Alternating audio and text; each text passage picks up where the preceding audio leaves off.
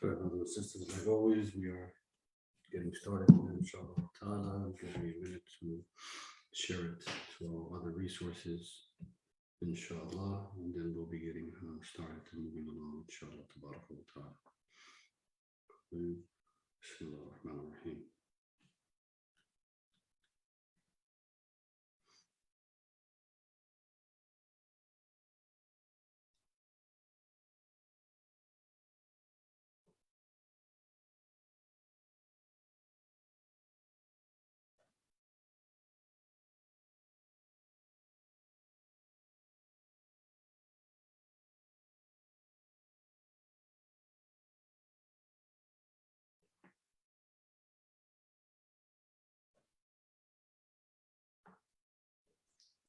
We're signing in. We will be starting in 1 minute, inshallah ta'ala.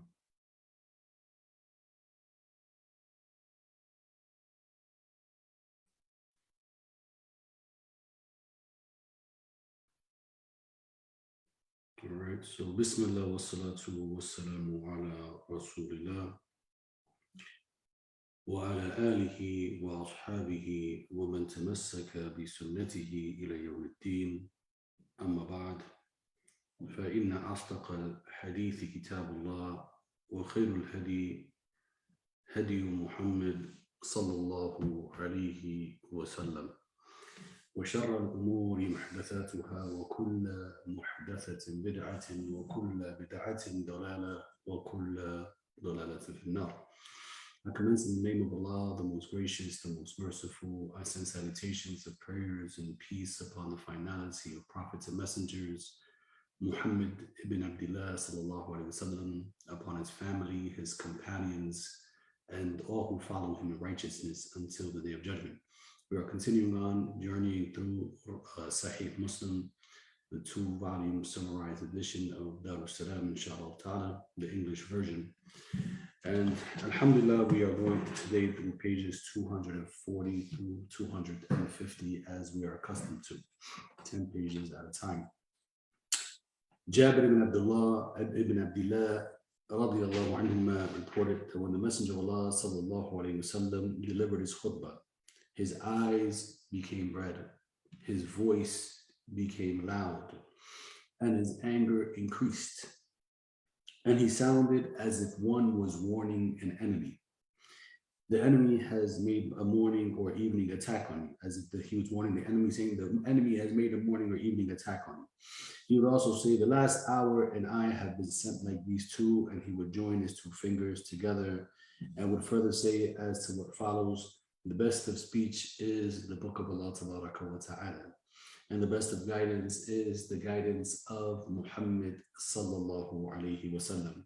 And the most evil of affairs are innovated actions.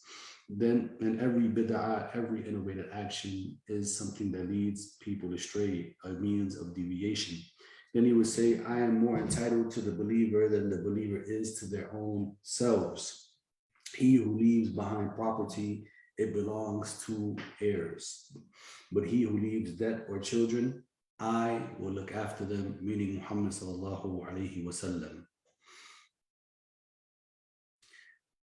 In terms of the word hidayah and the word guidance and gift, they're 2 different words. One is hidayah, the other one is hadiyah.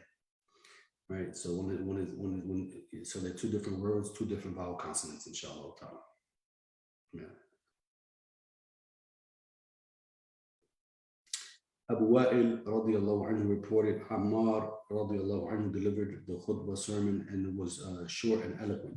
When he stepped down from the pulpit, we said to him, O Abu al-Qasim, O Abu al-Yazqan, Yaqzan, Asif, you have delivered a short and eloquent speech. Would that you have made it longer. He said, I have heard the Messenger of Allah sallallahu alayhi wasallam I've heard the Messenger of Allah sallallahu alaihi wasallam say, the lengthening of the salah and the shortening of the khutbah is a sign of his comprehension. So lengthen the salah and shorten the khutbah, for there is charm in concise expression. And yes, there is a connection, sister. I'm sorry, I didn't understand what you were meaning, inshallah ta'ala. There is a connection, inshallah ta'ala. We can, I will DM you that after, inshallah ta'ala, the reading, inshallah, no problem. And here we see that from the Sunnah of the Messenger of Allah sallallahu alaihi wasallam was that his khutbah would be short and his salah would be long. SubhanAllah, unlike our times today where we are the opposite. And I find that this is because we're not as engaged with the revelation of Allah Tabaraka wa Ta'ala as the companions were. As the companions were. They were engaged with the revelation of Allah Tabaraka wa Ta'ala. Plus, the Prophet Sallallahu Alaihi Wasallam, he was blessed with the Jawam Kalim. He was blessed with concise, beautiful speech that was short and to the point. And unfortunately, today, many of us have to give 30, 40, 50-minute khutbahs and to get our message across. And most of the time, that is because people are not engaged in classes, in the masjid, and the likes with the revelation of Allah Tabaraka wa Ta'ala. And may Allah Tabaraka wa Ta'ala help us and be our guide always and never leave us as that guide. Adi ibn Hatim radiallahu anhu narrated that a man delivered a khutbah before the Prophet sallallahu alaihi wasallam in which he said, whoever obeys Allah and his messenger, he has followed the right path, and whoever disobeys him, he has gone astray. Thereupon the Messenger of Allah sallallahu said, what a bad speaker you are. Say, whoever disobeys Allah and his messenger. Whoever disobeys Allah and his messenger. Hisham bint Haritha ibn Nu'man radiyallahu anhuma reported, our pit oven and that of the Messenger of Allah sallallahu alaihi wasallam was one for 2 years and one for 1 year and a part of a year. I learned Surah Qaf from the tongue of Allah's Messenger sallallahu alaihi wasallam only. He used to recite it every Friday on the pulpit when he delivered the khutbah, the sermon to the people. Hussein reported from Umara bin Ruwayba radiyallahu anhu that he, Umara, saw Bishr ibn Marwan on the pulpit raising his hands and saying, Allah disfigure these hands. I have seen the Messenger of Allah sallallahu alaihi wasallam doing no more than this with his hand, and he pointed with his forefinger. Jabir ibn Abdullah radiyallahu anhu narrated that the Prophet ﷺ was delivering the khutbah on Friday when a caravan arrived from Syria. People rushed to it until only 12 people remained in the mosque. Thereupon Allah revealed the following ayat, which is in Surah Al-Jumu'ah.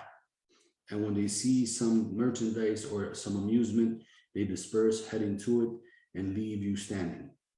Nu'man ibn Bashir narrated that the Messenger of Allah used to recite Surah Al-A'la and Surah Al-Ghashiyah on the 2 Eids and on Friday prayer. Abu Rifa'ah radiyallahu anhu narrated, I came to the Prophet while he was delivering the khutbah and said, O Messenger of Allah, here is a stranger and he wants to learn about Islam, about his deen, and he does not know what his deen is. The Messenger of Allah sallallahu looked at me and left his khutbah and came to me, and he was given a chair. I thought its legs were made of iron. The Messenger of Allah sat on it, and he began to teach me what Allah has taught him. Then he resumed his khutbah and completed it until the end. Jabir ibn Samura radiyallahu anhu narrated the Messenger of Allah sallallahu used to deliver the khutbah while he was standing. He would then sit down and then stand up and speak while standing. He had a sitting in between the 2 khutbahs. He who tells you that he delivered the khutbah sitting has lied to you. By Allah, I prayed with him more than 2,000 times. Jabir ibn Samura radiallahu anhu narrated that I used to perform prayer with the Messenger of Allah, and his prayer was of moderate length, and his khutbah too was of moderate length. Jabir ibn Abdullah radiallahu anhu said, Sulaik al-Ghatafani came on Friday while the Messenger of Allah sallallahu alayhi wasallam was sitting on the pulpit. Sulaik sat down before performing the prayer. The Prophet sallallahu alayhi wasallam said to him, have you performed 2 raka'ah, meaning the 2 raka'ah of Tahiyyatul Masjid? He said, no. He, the Prophet sallallahu alayhi wasallam said, stand up and perform them. Abu Hurairah narrated that the Messenger of Allah وسلم, said, if you say to the man who is sitting next to you, be quiet on Friday while the Imam is delivering the khutbah, you would be committing a sin. So basically, during the khutbah, it is meant for us to be silent, inshallah ta'ala, not to say be quiet, not to give the salams, not to speak at all, inshallah ta'ala. Abu Hurairah radiallahu anhu narrated that the Prophet sallallahu alaihi wasallam said, he who takes a bath, a ghusl, and comes for Jumu'ah prayer and prays what was foreordained for him, then keep silent until the Imam finishes his khutbah and then prays along with him, his sins will be forgiven which he commits between this Friday and the next Friday, and 3 days more. Abu Hurairah radiallahu anhu narrated that the Messenger of Allah sallallahu alayhi wasallam said, when you perform Jumu'ah prayers, 2 obligatory raka'ah, perform 4 raka'ah afterward. In another version, Saheeh reported, if you are in a hurry for one reason or another, then perform 2 raka'ah afterward in the mosque and 2 raka'ah when you return back home. Abdullah ibn Umar radiallahu anhuma reported that whenever he performed Jumu'ah prayer, he would go home and perform 2 raka'ah there. He said that the Messenger of Allah sallallahu alaihi wasallam used to do this. Umar ibn Ata reported that Nafi' ibn Jubair radiallahu anhu said, sent him to Sa'ib, sent him to, I want to make sure the name is right in Arabic, Sa'ib, sent him to Sa'ib, the son of Namir, Namir's sister, to ask him about what he had seen in the Salat prayer of Muawiyah radiallahu anhu. He said, yes, I performed the Jumu'ah prayer with him in Maqsura, and when the Imam called the Taslim, I stood up at my place and performed the Sunnah Rak'ah. As he entered the apartment, he sent for me and said, do not repeat what you did. When you perform the Jumu'ah prayer, do not perform the Sunnah prayer until you talk to someone or step out of the masjid. The Messenger of Allah sallallahu alaihi wasallam ordered us to do this and not to combine 2 types of prayer without separating between them by talking or stepping out. Hakim ibn Mina reported radiallahu anhu that Abdullah ibn Umar and Abu Hurairah radiallahu anhum narrated that they heard the Messenger of Allah sallallahu alaihi wasallam saying on his pulpit, let those who neglect attending Friday prayer stop neglecting it, or Allah will seal their hearts and they will be from among the heedless. Let those who neglect the Friday prayer stop neglecting it, or Allah will seal their hearts and make them heedless. May Allah protect us from that. We're moving on to a new chapter now, and this is the Bab of the Eidain, or Eidan, the 2 Eids, inshallah. Excuse me. Jabir ibn Samura radiallahu anhu narrated, I prayed with the Messenger of Allah sallallahu alaihi wasallam 2 Eid prayers more than once or twice without adhan and iqamah. Ibn Abbas radiallahu anhuma narrated, I attended with the Prophet sallallahu alaihi wasallam, Abu Bakr, Umar, and Uthman radiallahu anhum Eid al-Fitr prayers. They all used to perform the prayer before the khutbah and then deliver the khutbah afterwards. Once the Prophet sallallahu alaihi wasallam came out for Eid, as though I can see him waving to the people to sit down. He then, accompanied by Bilal, came crossing the rows until he reached the women. He recited the following verse, O Prophet, when the believing women come to you to give the bay'ah, the pledge to you, to the end of the verse. When he finished reciting this, only one woman said, certainly, O Prophet of Allah, none knew who she was. He said, then give charity. Bilal spread his garment and said, keep giving charity. I ransom you with my mother and my father. So the women kept on putting their bangles and the rings inside of Bilal's garment. Ubaydullah ibn Abdullah said, Umar ibn Khattab radiyallahu anhu asked Abu Waqid al-Laythi, what did the Messenger of Allah used to recite in Eid al-Adha and Eid al-Fitr prayers? He said he used to recite Surah al-Qaf and Surah al-Qamar in them. Ibn Abbas radiallahu anhuma narrated that the Messenger of Allah sallallahu alaihi wasallam performed 2 rak'ah prayer on the day of Eid al-Adha and the day of Eid al-Fitr, and did not pray before or after it. Then he went to the women along with Bilal and ordered them to give alms, so that they started giving their earrings and their necklaces. Atiyah Atiyah narrated that the Messenger of Allah وسلم, commanded us to bring out on Eid al-Fitr and Eid al-Adha young women, menstruating women, and veiled women. The menstruating women were forbidden to attend the Salat prayer, but to participate in the goodness and the supplication of the Muslims. I said, O Messenger of Allah, one of us does not have an outer garment. He said, let her sister loan her a garment, inshaAllah ta'ala. Aisha radiallahu anha narrated that the Messenger of Allah entered my apartment while 2 girls were chanting poetry lines about the Bu'ath, a story about the war before Islam between the tribes of Al-Ansar, the Khazraj, and the Aus. He, the Prophet ﷺ, lay down on the bed and turned his face to the other side. Then Abu Bakr radiallahu anhu came in and scolded me, saying, the flute of Satan in the house of the Messenger of Allah sallallahu alayhi wasallam. No. The flute of Satan in the house of the Messenger of Allah sallallahu alayhi wasallam. The Messenger of Allah looked at him and said, leave them. When he dozed off, I winked at the girls to leave, and they did. It was the day of Eid, and there were some Abyssinians displaying their skill in handling the spears. Either I requested the Messenger of Allah sallam, or he said to me, would you like to look? I said yes. He kept me behind him with my cheek on his cheek, right? Her head was here, his cheek was here, the cheeks were together. He was encouraging them, saying, go ahead, Abyssinian. When I had enough, he asked me, have you had enough? I said yes. He said, go. And the final hadith for today, inshallah ta'ala, will be in the new Bab al-Salat, inshallah ta'ala, Salat al-Musafir. This is the book of the Salat or prayer of the traveler.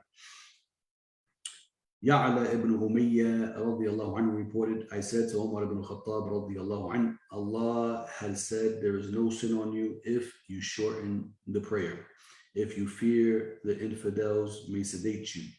But now people are safe, he replied. I wondered about this as you do. So I asked the Messenger of Allah about it, and he said, it is a charitable leave which Allah has given you, so accept his charity, meaning you can continue to shorten the prayers when you have the means to do so and the conditions for that, inshallah ta'ala. Ibn Abbas radiallahu anhuma said, Allah has prescribed the salat by your tongue and the tongue of your prophet as 2 rak'ah for a traveler and 4 for residents and in fear. Meaning for the traveler, they can shorten the prayer 2 rak'ah for dhuhr and 2 rak'ah for asr, combining between both, as we'll come to see in the hadith. But for maghrib, they will still do 3, and then for isha, they will do 2, combining between the 2, inshallah ta'ala, if they were traveling. But if they are a resident, then they would continue to pray as they pray, inshallah ta'ala. But if they were also in battle or in times of fear, then Allah ta'ala has prescribed that the prayer can be shortened, inshallah ta'ala. And this is a mercy from Allah ta'ala. We thank you, brothers and sisters, for being here with us today. May Allah allow us to continue journeying through Saheeh Muslim, benefiting from the sunnah of the Messenger of Allah sallallahu alaihi wasallam, from his blessed words. And may these words always touch our hearts. May this knowledge always reach our hearts and allow us to be from those who implement the best of it, inshallah ta'ala. May Allah accept from all of us and from all of you. Please keep yourself safe out there, as subhanallah, many people are now getting sick with this new version of Omicron. So keep yourself safe, keep yourself masked, keep your hands sanitized, and may Allah ta'ala protect you and your families. Wassalamu alaikum wa rahmatullahi wa barakatuh. Until tomorrow.